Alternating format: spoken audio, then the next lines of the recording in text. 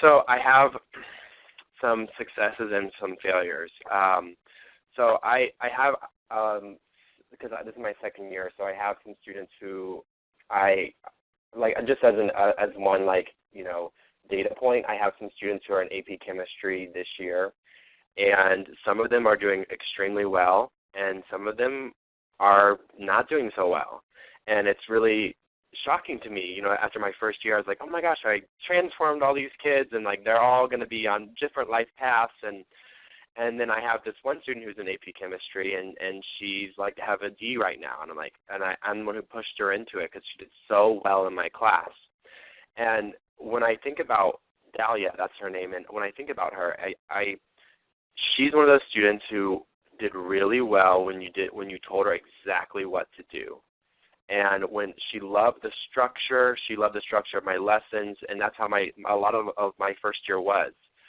And that's where I saw a little bit of my failures, was that I was like not pushing the critical thinking, not like teaching them the learned failure. Like sometimes you have to teach kids to fail and then how to get up from that. And she never failed in my class. She always did great things, and everything was so structured, everything was so to the T, and that wasn't like putting her up for success in the next year. And when I think of some of the students who are doing really well, like these are some of the students who, like last year, I pushed a little bit more, and I did build up a little bit more of those critical thinking skills, but I also think some of those students had a little bit more of that internal drive. And it's like figuring out how I can get other students who don't have as much as an internal drive to have that internal drive. Because I'm not going to say that the ones who are doing really well in AP chemistry, like I totally transform them, because I think that would be a lie, or not truthful, I guess.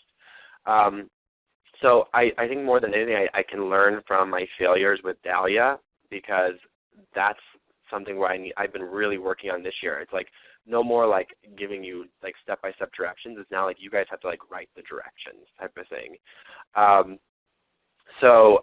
then there's been other successes, like with some of my students who are doing really well this year, and they're like coming back and saying, oh yeah, practice makes perfect. You always used to say that, and like malleable intelligence, and like how I really am using that this year, and it's to my advantage. And that type of stuff is like, that's when I know I'm really successful, when my students are using it and applying it to other classes. So I think that I can learn from both those successes and the failures.